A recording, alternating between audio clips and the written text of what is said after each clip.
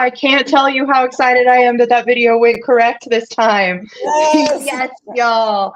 Welcome. This is Ask an Agent Anything, where we meet every Tuesday at 2 Mountain Central Time, so that we can talk about everything that's going on in our worlds as agents, as investors, as people who draw that rainbow bridge between the two worlds so that we can make more money and create more synergy in this world.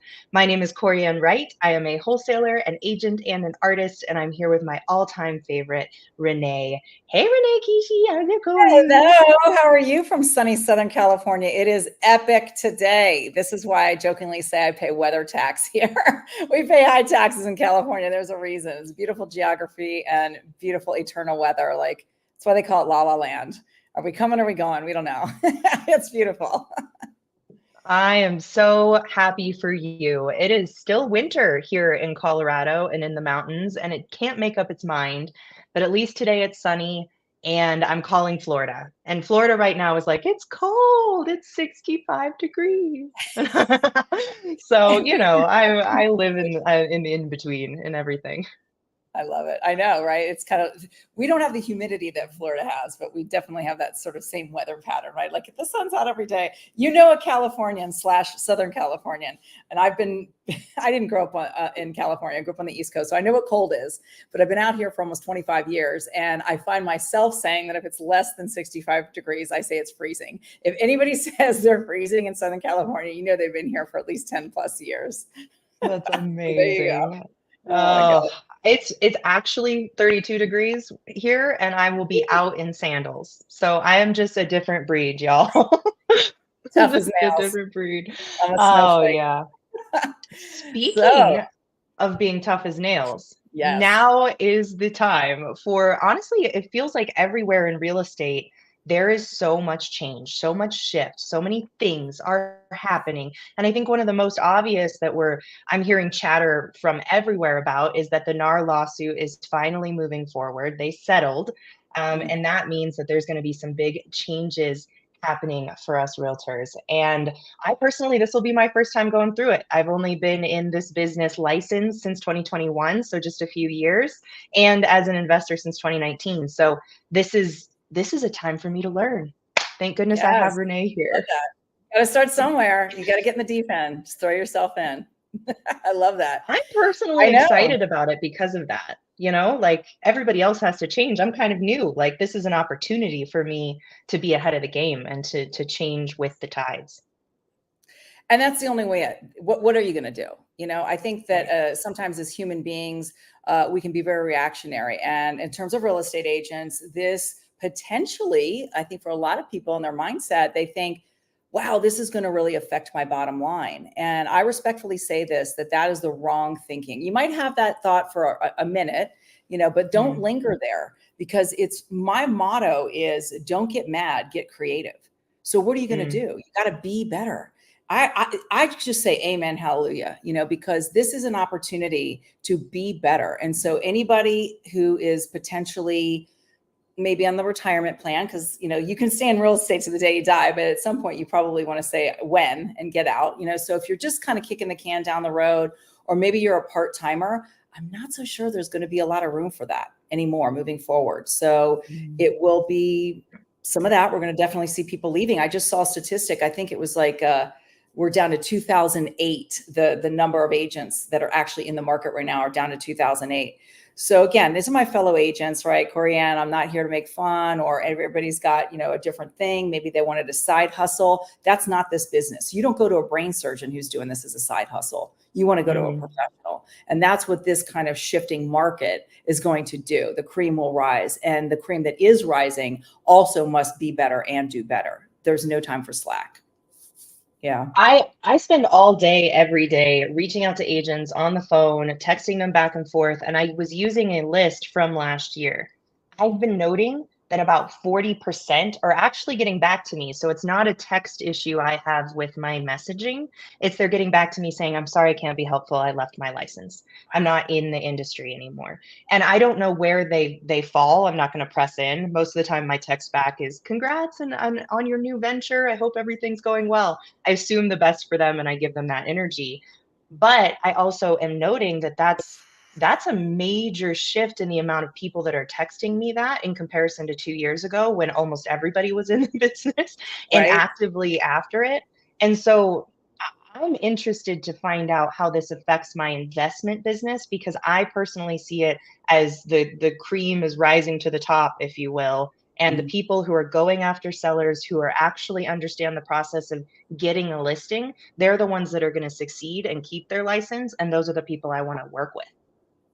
Kind of works in my favor. I mean, newsflash, it's always been that. You know, what happens when it's an up market, essentially, I'm speaking generally, I'm not an economist, but basically in the last 12 years, you know, we've been in an up market. And in an up market as a real estate agent, let's just be blunt, you don't have to actually have a lot of skill. You can pretty much just put a sign in the yard, open the door, accept an offer, and you're going to get a paycheck.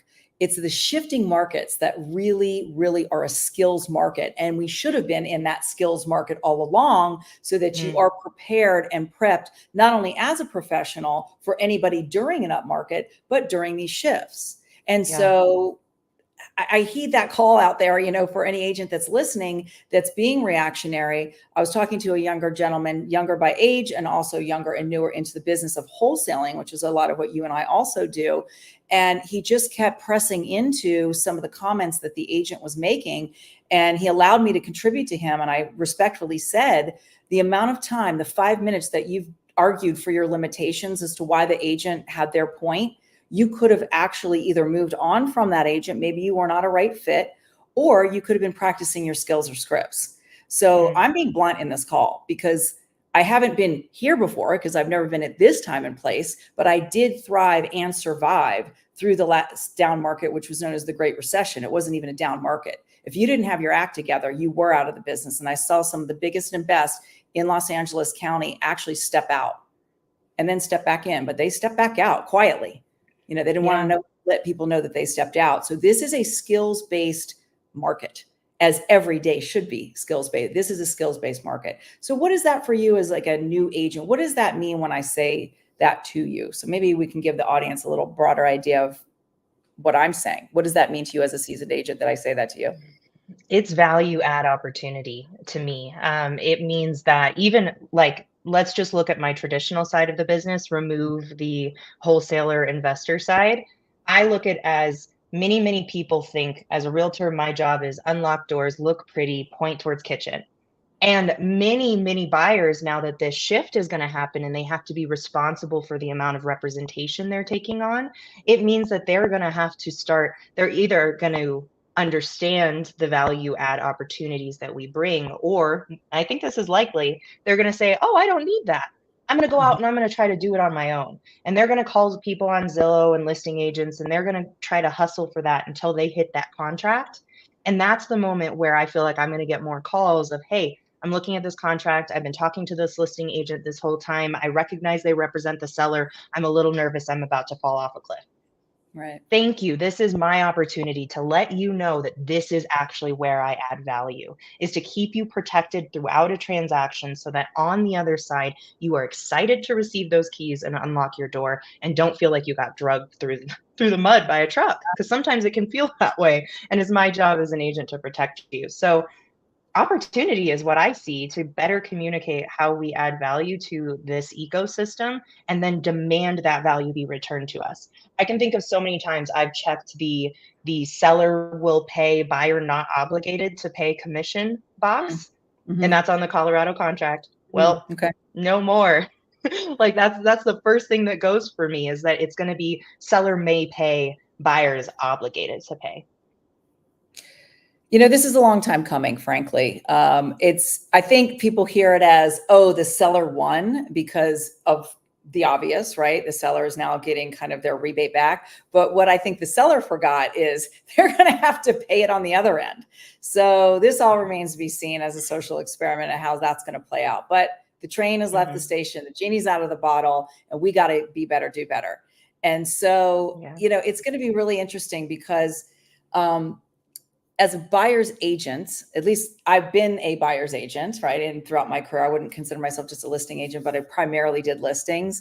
But when I Mhm. represented buyers, you know, one of the things that always served me and them well was to future pace the conversation. Because if you can get in front of something and let that person know expectations and what to assume might be coming down the road, that always led to a really smooth transaction. So it's these little nuances where you mentioned, open the door, look pretty, but really what is that experience? What is that going to be like? And that's going to, I believe, force us in a powerfully way. So maybe not forceful, right? But it will kind of like, you got to do it, or you're just nobody's going to hire you to just look pretty and open a door. It's not a passive income really at this juncture, right? Because we were always offered the percentage. So I like to go into what does that really mean? I think it's a transformation all the way around. And I love that word transformation. So the question being, who are you going to be while this is presenting itself? And it's the transformation of not only an industry and an opportunity for it to transform maybe your career and who you're being in it, but at its crux, the only reason why anybody repeatedly does business with anybody is because they know, like, and trust them. And I'm of the opinion that you got to know, like, and trust yourself. And we're always a work in progress. Oh my God. I've been to a couple of bottoms in my life. I'm not perfect. I'm a human being. Life circumstances have happened for me, to me, et cetera. And it's like, I cried and screamed and crawled over broken glass while I was in it. And then I had an aha moment, and I've taken all of those things with me. And that sometimes is just time and space on this planet. It's wisdom. And what are you going to do with it? So that's the question I ask. What are you going to do with this? So Corianne, what are you, as sort of a newerish agent, newerish wholesaler, what are you going to do in this transformation? And how are you going to be for the clients moving forward? Well, especially on the traditional side, one of the big aspects that I definitely touch is buyers that are moving up to the mountains and they're looking for a homestead. So the amount of times that I've been like, yeah, absolutely, let me run out to that property and I'm going to show you a video of it. Or yeah, absolutely, whenever you're in town, let's have our chat. I'm going to become much, much more proactive in that side of my business. If somebody reaches out to me and they want to see a property, they're going to go through the buy-in consultation first before I even take that time as to whether I'm the right fit and whether they understand that I'm a paid service. And if they don't and they prefer to just go and reach out to a listing agent directly, absolutely, all the better to them. At least I communicated that. And then I think the next step for me is I have to become a heavier leaning possible listing agent out there in my community. And I think that comes down to market share is shifting. Many agents not only are aging out of the industry, but also this shift is making many people run. And so they need to know that there is somebody in their market that is the go-to. So I'm going to start talking more about who I am and what I do and how I help, even to the people in the coffee shop near me. And I think to a lot of traditional agents, they'd be like, wait, you weren't doing that before? And no, I wasn't. I didn't need to because I was definitely on the investment side of the business. But if other agents are not doing that on my behalf, directing sellers to what a cash offer can mean for them, then I'm going to go out there and do it. And I'm going to become more direct to seller based, using my license to give opportunities and options so that I'm the one that holds that listing. And if a buyer doesn't want to work with a buyer's agent, they're contacting me. And exactly. And that's, by the way, what it's always been. The name of the game, I'll call it retail versus investment, just for the sake of distinction, that retail has always been, the name of the game has always been listings. And you really did need to have a skill set to be listings. And listen, I'm not, poo-pooing buyer's agents by any means. There's quality buyer's agents out there. There are people that just resonate with being a buyer's agent, and we need more of you, especially right now. But to the agents that might just be doing everything to everybody, you're a little bit of something to a lot of things. And that doesn't always make for, a niche or direction in what it is that you're doing with your career. I am also of the opinion right now that this is just a money grab.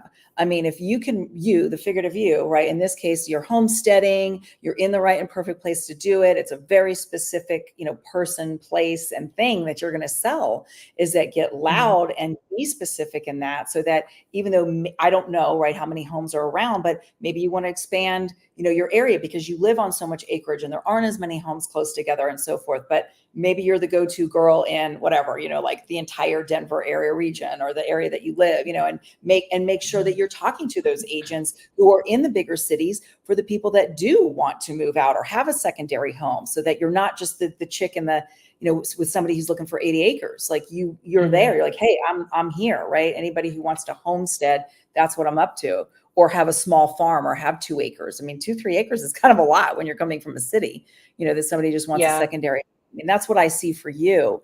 So be loud, get loud, be the freaking Colorado chick. I mean, there's not that many big cities in the entire state of Colorado. So, start doubling down on those agents. Anyway, that's what I'm saying to the audience is whatever niche you decide. Somebody said to me, oh, I want to go into probate. And I was at one point in my career, a probate specialist. I still am, but I don't focus on it as much. I just really understand the process. But pick something and go deep. Don't stay wide. Go deep, and then go deep and get loud, because the people that need you, and then you'll become a specialist. And it will take some time. So don't get fear of missing out, FOMO, shiny object syndrome. The thing about real estate is you got to stay the course.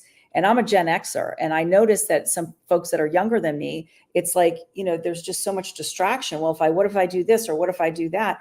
And real estate is still one of those businesses that you will win. Slow and steady wins the race. You just got to have the patience to do so, and then build upon it. You can do all those things, but get good at a thing and then build upon it, or, bring on a member to your team or what have you to mind that. But again, don't try to be all things to all people, because I think people are really looking for specialists as well moving forward, a buyer specialist, a listing specialist. Again, it's always been that, but this is now a legendary or thing that has happened that is going to cause somebody to be like, I am a buyer's agent. I'm here to help you on the buy side. Yeah. And here's the value I add. Here's everything that you will take away from the experience of working with me. Like, people are going to have to get so on point with where they add value so that they can preach it, so they can draw those people to them. And I think for myself, it's always going to be investment specialized. Like, part of that is where I live up in rural Colorado. Another aspect of that is that's where I have fun. Like, I like the numbers. I like the people that I get to play with in that particular game. So kind of shifting the lens over for those people and how that shift is going to change for investors that work with agents, it means you need to do more follow-up. Like, it is time to check your database. It's time to check in with your agents and find out how are they responding to this news. Because some people are going to be like, oh, I'm a listing agent, I'm not worried about it, we'll see how things change, I'm totally fine with that. Some of them are going to be like, I'm only a buyer's agent, I don't know how to fix this. Like, I'm not quite sure how can I work with you as an investor? Because now I don't know how to value proposition the fact that you need to pay me for things that honestly buyers have never had to, or they've gotten used to not having to think about that in their buy price. So yeah, I am going to be following up heavy with this agents that I have in my database, because in general, I want to know when they leave the industry, or when they're thinking about leaving the industry, or whether they're doubling down. If they're doubling down on the amount of sellers they're reaching out to, we can partner up, because the more sellers you reach out to, the more ugly properties you're going to run across, because it's just a game of numbers when you're out there doing it. And I am a good buyer when it comes to ugly, stinky properties, especially in Colorado and Florida. So if you run across those, let me help you get more transactions under your belt as you make that faster, bigger push. Oh, that's so good. And I'll tell you, just this week, well, what's today? Tuesday, right? So just as of last week, I had 2 agents who I cold called in my prospecting, and both of them, let me back up. I was cold calling them because it was part of my follow-up sequence. So they had already heard from me. It was not a first time cold call, but it was a first time that they would have been hearing my voice, if that makes sense, in the sequence. It was like text, call, right? And actually, they had a conversation with me because they had an inkling of what I was doing, because the agent mentality is like, well, wait a minute, you're saying you're an agent, you're putting your Department of Real Estate, the DRE number, in the text message, because I do that purposefully to distinguish myself so that I'm not just an agent, I'm an agent investor, which is already a little confusing, because they're like, are you an agent or are you an investor, right?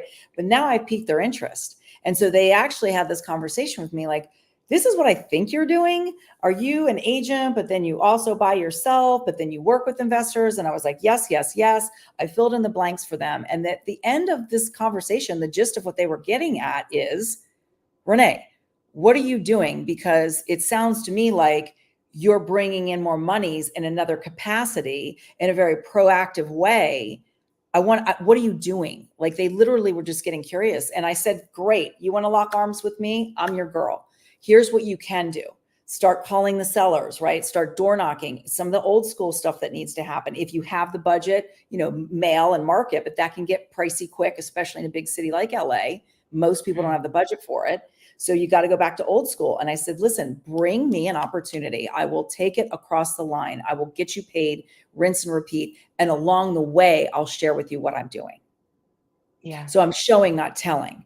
Right. And that gal, both of them, they happen to be women, doesn't matter, but both of them were just like, oh my God, like, what are you doing? Yes. And so this, I think, Corey, and we're going to hear a little bit more about this. And you and I made the decision to not only incorporate investing and investors. We are not just wholesalers. We are agents who happen to wholesale. Or for myself specifically, I also work with small lot developers. I also work with people who are looking for buy and hold opportunity or value add, like putting an auxiliary dwelling unit on a premises and then, keeping it. And there's rules and regulations within the County of Los Angeles that you can do that. It's like urban infill.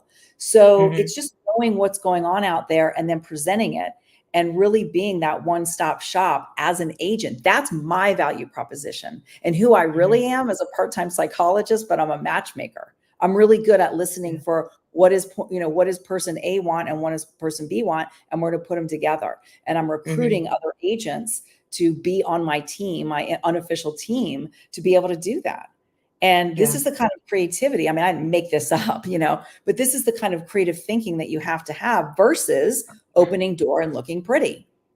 And, this is what it's going to take. So that's what I mean about just like a money grab in this type of shifting market, is give yourself a 5-minute pity party and then be better, do better, and don't get mad, get creative. What are you going to do? So that was really great. You said you were up to. You're going to be the homestead gal. Well, I do see, like, for the people who see themselves as a buyer's agent, to me, that's personal shopper. In a lot of ways, you've got somebody, they know what they need, they know what their budget is, and it's your job to find that. And then we can talk about all the emotional connections and all the other things and psychology that you got to bring into it to bring those two things together. But if we're looking at it from a where are things trading in any given market, the investor side is always going to be heavy. Like there's always a need for rejuvenation of given areas, and those things change every now and then, right? Like you just have to stay on to it.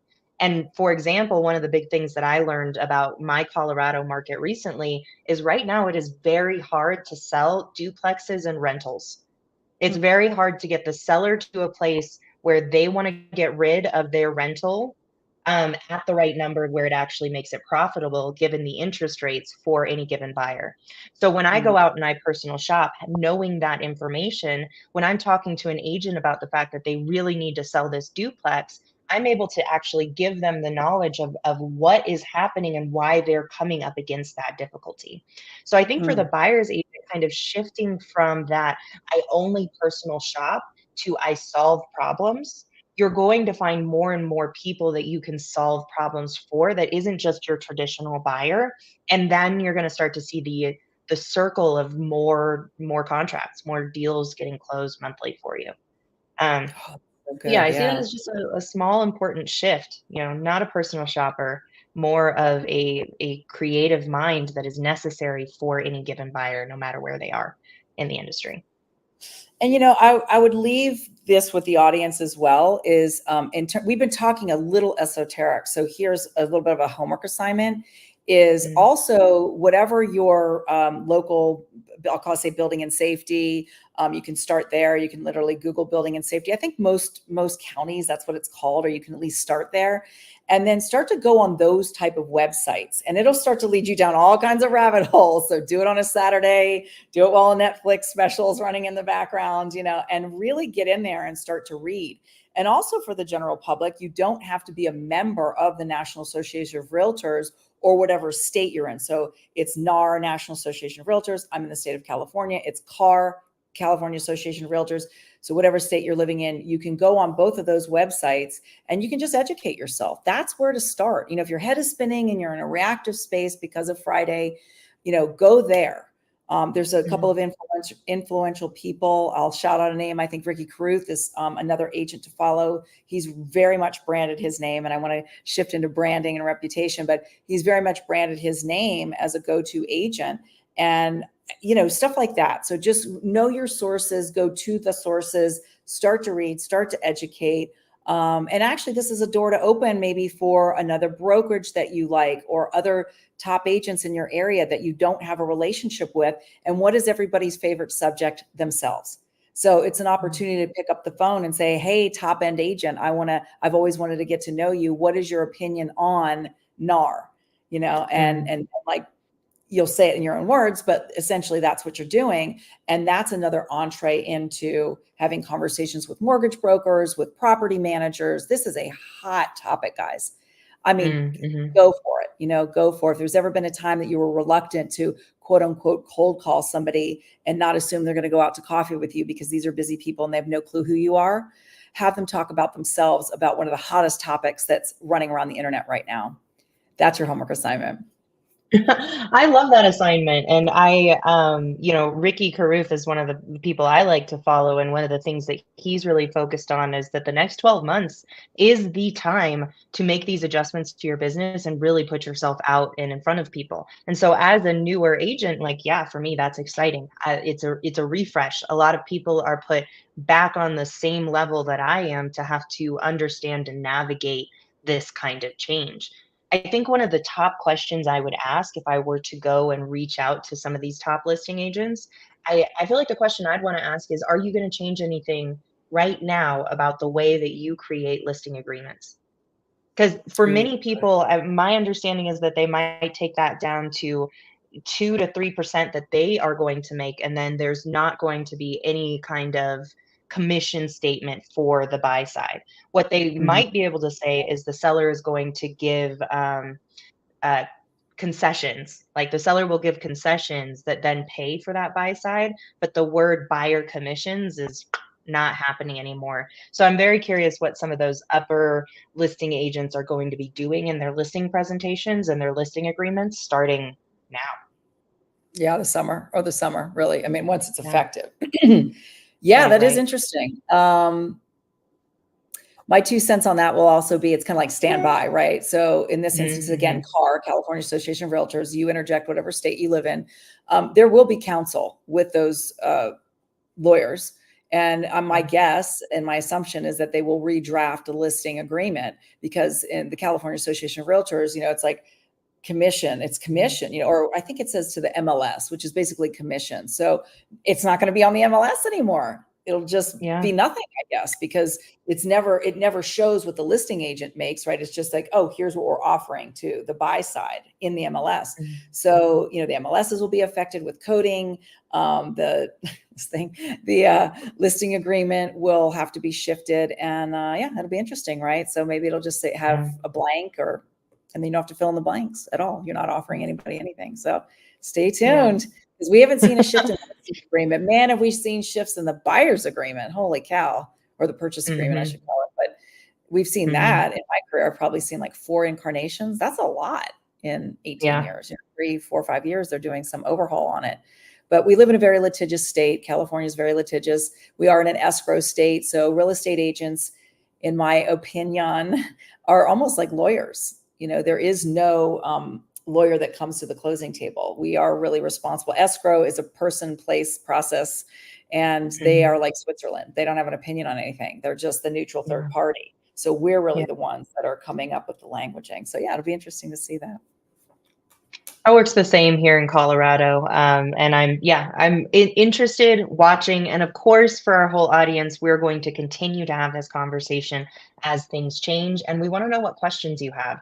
If you have any concerns or things as you're reading, please bring them to the table, because we will continue the conversation for sure. But one thing that we can do in this shift, we don't need to know exactly what's going to be happening. We do need to know that change means opportunity. And I think one of those big opportunities is to start to brand yourself and Yes. truly share where your value is. So what thoughts do you have for us, Renee, on how we should be doing that right now? What comes to mind is what I just said before, is to pick a lane, pick a niche, a niche, however you just say that word. Pick what is going to have your heart sing and you're going to resonate with. And I would encourage you, not to look to maybe he was the most successful doing the most niched thing and then just do that. Unless, of course, that's what makes your heart sing.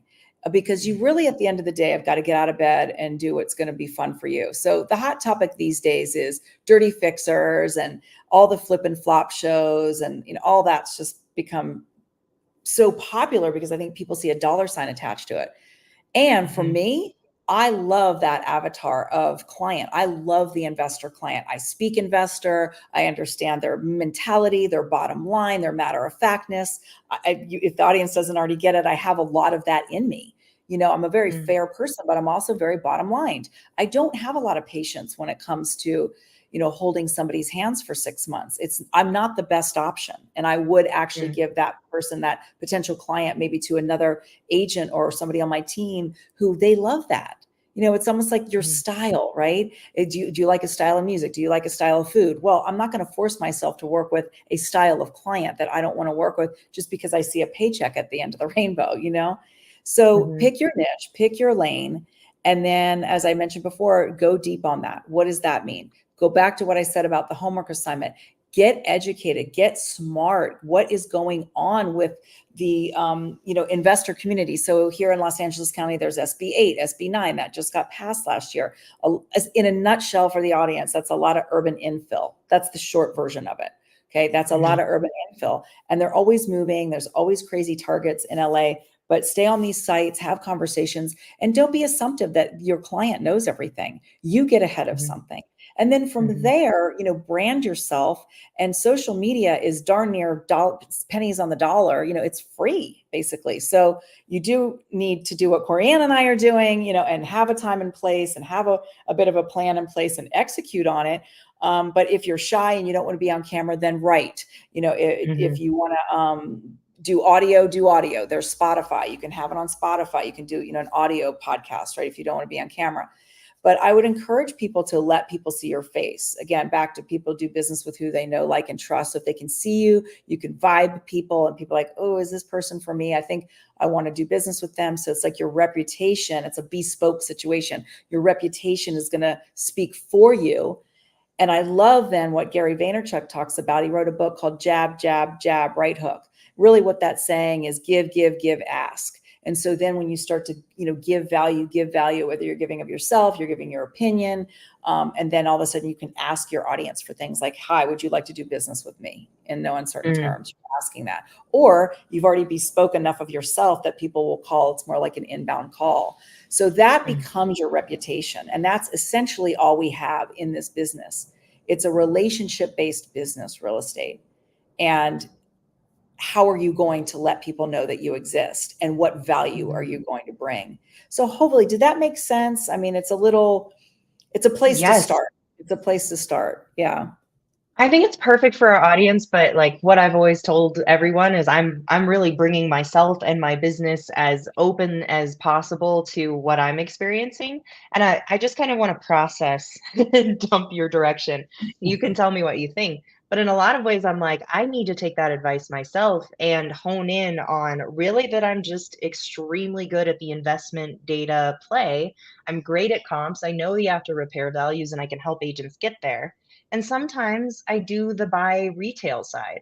And so for me, that's kind of two different things. And I Mhm. guess one of the questions I have, because I'm sure the audience out there has that too, is now the time to lob one of those off, or do we just really truly start to grow what we've already started, but add a larger push to the value that we bring and why we bring that value? Well, if I was still really, really retail heavy, so I'll speak to that audience listener, And I was Mhm. listening to us, and they're going like, yeah, okay, I like this. I can fold this in, but I don't know how. I would Mhm. present it to my traditional retail buyers. So I mean, just people that you're selling pretty homes to who want to make memories. There's Mhm. nothing to kind of fix, let's say, other than if they want to upgrade. It's not a fixer home in the way that Corianne Mhm. and I are describing. It's not a hoarder house, if you will. So if I was just that type of agent, I would be reaching out to my database, just of say past clients, if you will, and maybe even homeowners, to say, here's my value proposition. And my value proposition is everybody wants to make more money, and most people want to make it in a passive capacity. So Mhm. one of the ways to do that is to own real estate. And so you could be that go-to person, either getting educated on your own and going to find those fixers, or locking arms with someone like myself and Corianne to say, behind the scenes, hey, bring me some of the fixers, but you're in front of the house saying, hey, I'm here to grow your wealth.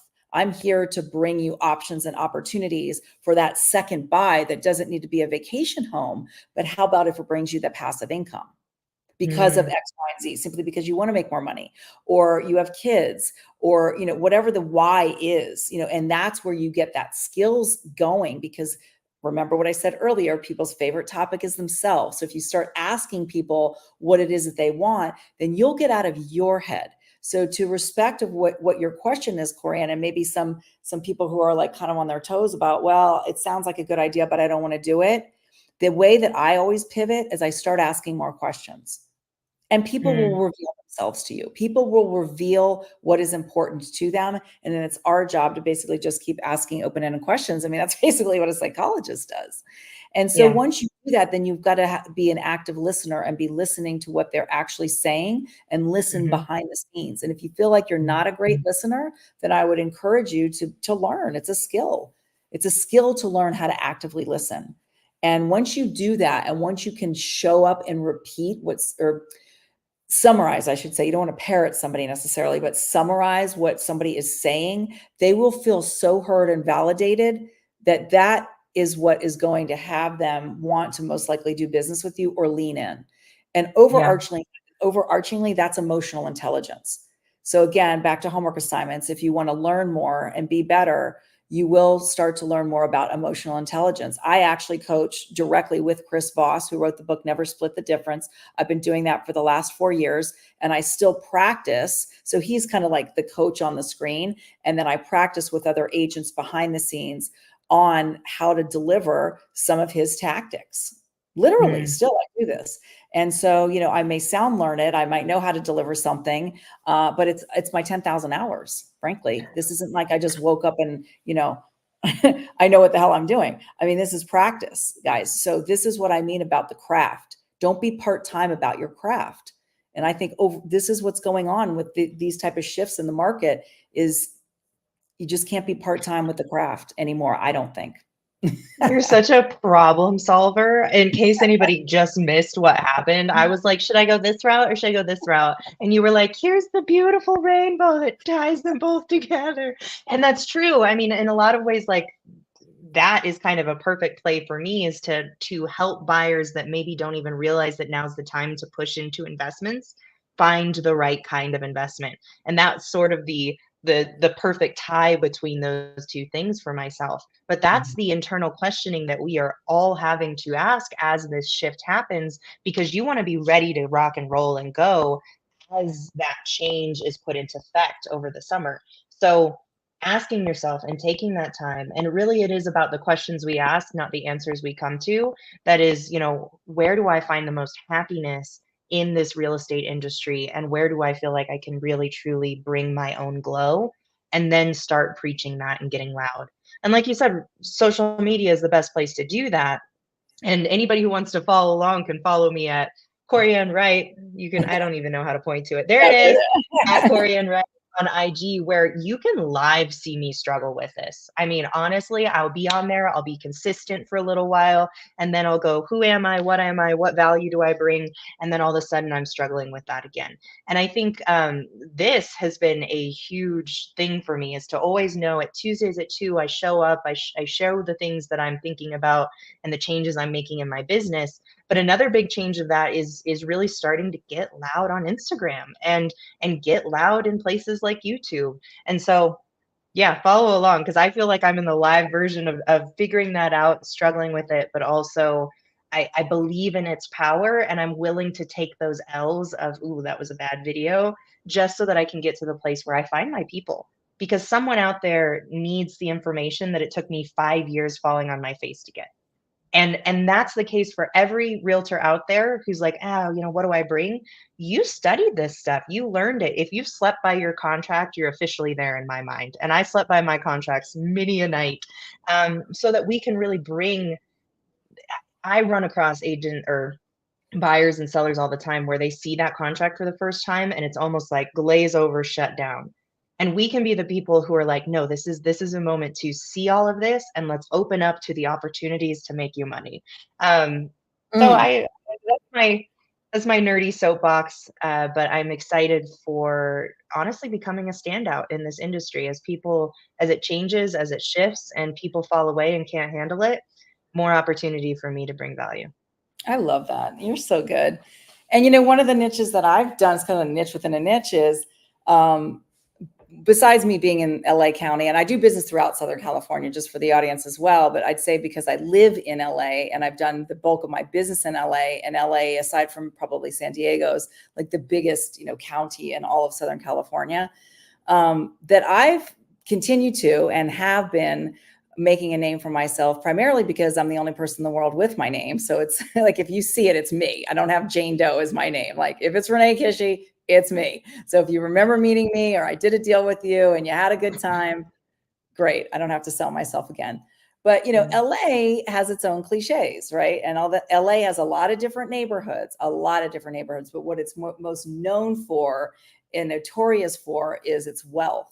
And so I've also gone to a lot of agents who are what I would consider like a luxury agent or high-end agent.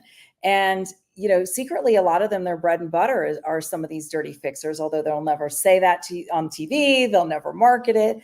And then many of them, respectfully, because they all have their crazy personalities, but they don't want to have anything to do with it. It's like a piece of gum on the bottom of their shoe. Somebody's best friend's mother's grandma came along and said, so and so's house in this neighborhood needs to be sold, and I know, like, and trust you. Can you help us?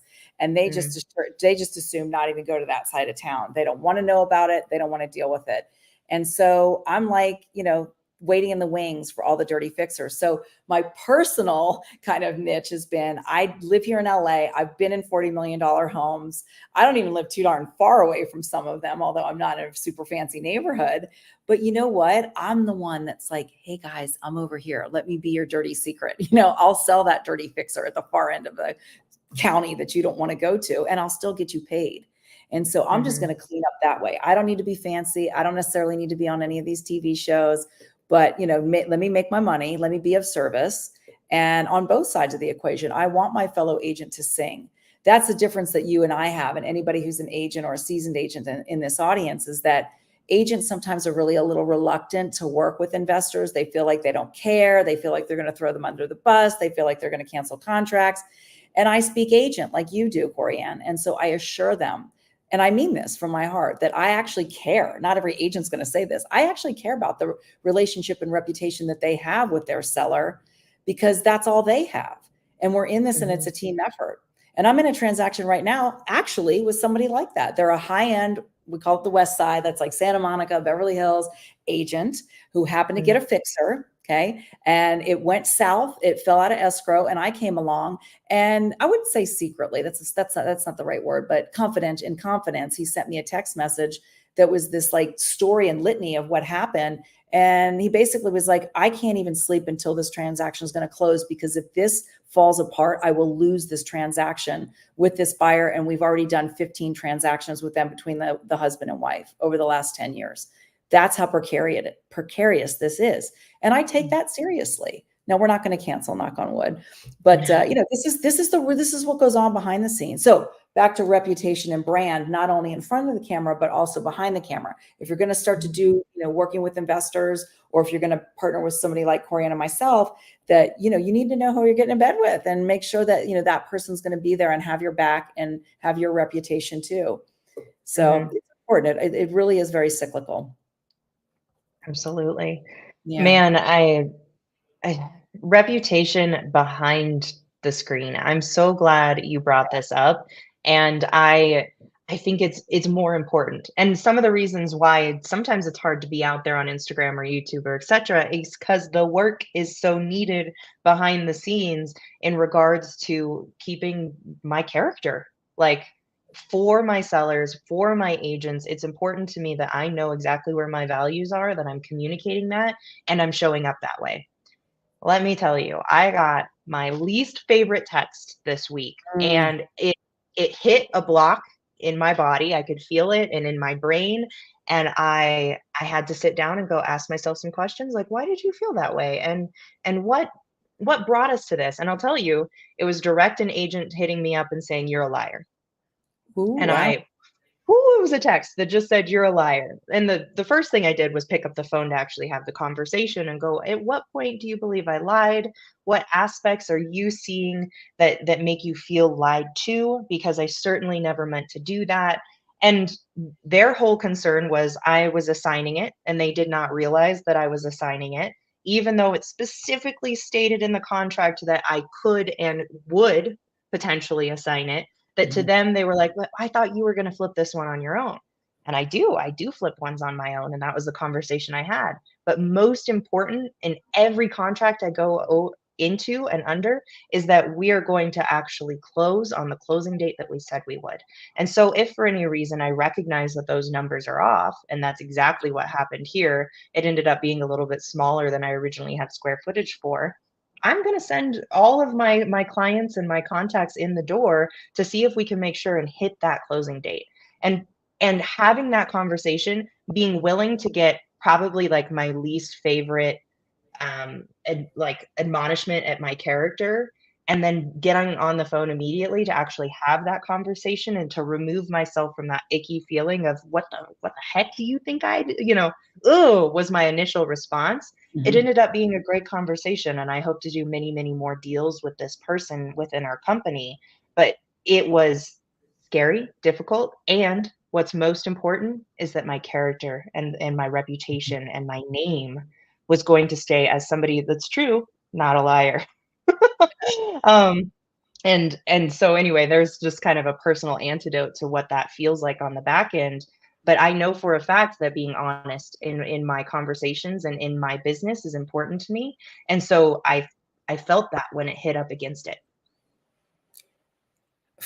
There's a lot to unpack there. And, good for you that that's where we grow. You said just a moment ago, you said take some L's. I never think there's a loss. I think there's a learn. That's to me what Mhm. that L is. So under that guise, what I'm hearing you say is that you obviously wanted to defend yourself. There's nothing wrong with that. It's defending of a character. It's how you're doing it, or how it's said, or the delivery and the cadence and the tonality, and all of those things are so important. And these are learned skills, right? Because we could get triggered, right? That little girl, that little 8-year-old could have been like, "Whoa, my dukes are up," or you could have showed up in a state of curiosity, which it sounded like you did. And I'm sure maybe if we were to have recorded the call, maybe it started a little bit heightened, right? And then it sort of kind of petered down from there. And then you said ultimately you had a great conversation. And I will Mhm. tell the audience this, that this isn't my opinion. Go on the National Association of Realtors website. I think it's something like the national age, or the nationally, right? The average age of an agent is something like in their 50s, 55. So remember, for those of you who are at least of that age bracket, and especially people that are significantly younger, who is your audience and how do they want to be communicated with? And one of my personal values is clear, concise communication. And you must have clear, concise communication in your life, because so goes one area, so goes all areas, right? So it's like, let me be blunt. If your marriage is falling apart, I don't know that you're succeeding in business, or something is happening, right? So it's kind of like Mhm. really looking under the hood of who you're being in life, which is back to what we started at in the beginning of this conversation. And so I hear you, and I also know you, but I hear you as somebody of character. You wanted to make it right. You picked up the phone. You didn't just text message someone back. Texting is really a convenience. To me, texting should be just something that you already start once you've already had a conversation with somebody, but that's not really the direction text messaging has gone into. It's like a convenience. So in an instance like this, I think it deems somebody picking up the phone, having that conversation, letting that, tonality land on somebody in that form of communication, because you couldn't be belly to belly with them. And then just talking it out like adults. There's no need for our inner children to be smacking each other on their heads. And we just talk it out, we get to a resolution, and we move forward. And that's exactly what you did. So it's just a gentle reminder to the audience that we don't have to make things such a big deal. And Lord only knows, in text messaging, there's a lot of loss in translation. There could be loss in translation. And you want to get curious, and you want to find out, where is that other person coming from? So good on you for making sure that you did right by it. And listen, worst case scenario, that person still considered you a liar, and after you expressed yourself, then maybe you weren't there to do business with them, and you can't win them all, right? But at least you were heard. You didn't just slink away. It's a learn, not a loss. That I Yeah. know for sure. Even in the way, like, I went back and I looked at how I had communicated, in coming to this particular contract. And of course, every single time something like that happens, I'm going to be adjusting to make sure that I am living within what I have said that my values and my character needs to look like. So, yeah, I want to also say that even in that scenario, I did not said receive text, immediately call. I Mm. received text and huffed and puffed for a minute and was like, that, I don't believe that at all. And then the next thing I did was I actually role played with my business partner before I picked up the phone. And we just had a moment where I first was like, I got through everything I needed to in terms of steam out the ears.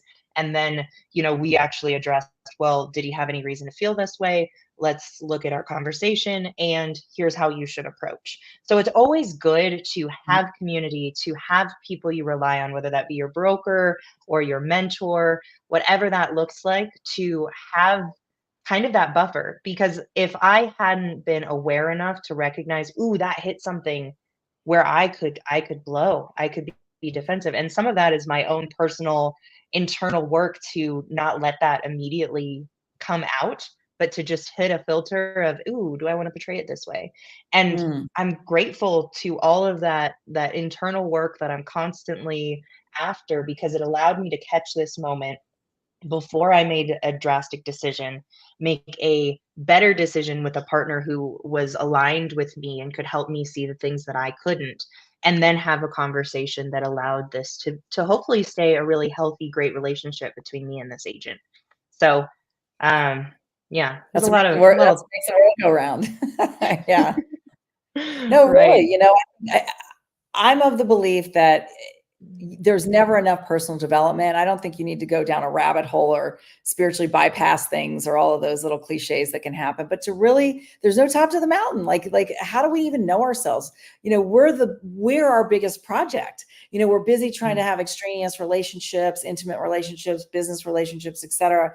And really, at the end of the day, it's like the creed. Know thyself. What is it? Know thyself. I don't know if it's a creed, but know thyself, right? It's know Know thyself thyself. to me, yeah. Know thyself, right? And to be constantly curiously engaged about who you are, and the good, the bad, and the ugly, and have some fun with it, and have some grace and patience for yourself. I mean, Lord knows, when I was in my 20s, I was a classic entrepreneur, classic workaholic. If you saw me, you'd be like, how is this chick even doing it? And I just did it. And I think we all kind of learn that when we have an entrepreneurial spirit, until we burn out. But it's wisdom. It's learn along the way, and just have some grace for yourself, because we don't have a manual. Nobody has a human being manual. We have some guideposts, but we don't really have a manual, and we're all individuals. So, good for you that you've done the work of which you've done up until this point in the time that you've been on this planet, and that you're applying it, because at the end of the day, I think people have a lot of grace in general. Even if they don't like the outcome, they do have grace. People appreciate an apology. And then, we're able to just move forward, because you know what? Yeah. They're going to do it. Nobody's Yeah. perfect, right? So to do that, and to just save face and business and in life, and then just in relationships, because that's what we're doing everywhere. in all equities. Yeah. All interactions are a relationship, even if it's for 5 minutes, 30 seconds while you're getting your coffee, 45 days in a real estate transaction, or the person you're going to decide to marry, for the potentially for the rest of your life, right? It's all a Right. relationship, and it all starts in communication. So good for you. Yeah. Well, guys, this is Ask an Agent Anything. And the reason we call it that is because it does not matter what topic we start on. We literally get into everything and Yeah. anything, because it is a part of being an entrepreneur. It is a part about owning your own real estate business, no matter how you run it or whatever direction you come from it with. And so, just to recap today, as things are changing, as new things are coming out, however it's affecting your business, just remember to come from that mindset of change is an opportunity, and it's only time to get louder and louder about how you add value. Anything else you would add, Renee? I would say just keep going. If this is the business that is calling to you, then stay the course. You don't necessarily have to double down. That's sort of a masculine approach, like, oh, just work harder. Work smarter. You may have to work a little bit harder. It's a season for it. It is definitely a shifting season to possibly double down on certain things, but get clear on what you're doubling down on, and be inspired and be in inspired action while you're doubling down on it. And if you run into a roadblock, if you get into that reactionary space, I mean, heck, reach out to Corianne or myself. We'll give you, some time of the day. Otherwise, reach out to your local community, friends, family, let them know what's happening. And people are there to support you. People want to see other people win. So just know that. Stay the course, and real estate's a great business to be in, guys. Don't let this scare you. And that's what we're here for. So put it on your calendar every Tuesday at 2 Mountain Standard Time. We would love to see you here, bringing your questions, your thoughts, and engaging with us, because that's what we're here for. Thank you, everybody who tuned in to Ask an Agent Everything number 10. We'll see you next week on Tuesday. Hi, Bye, guys. Be everybody. well. Thanks for listening.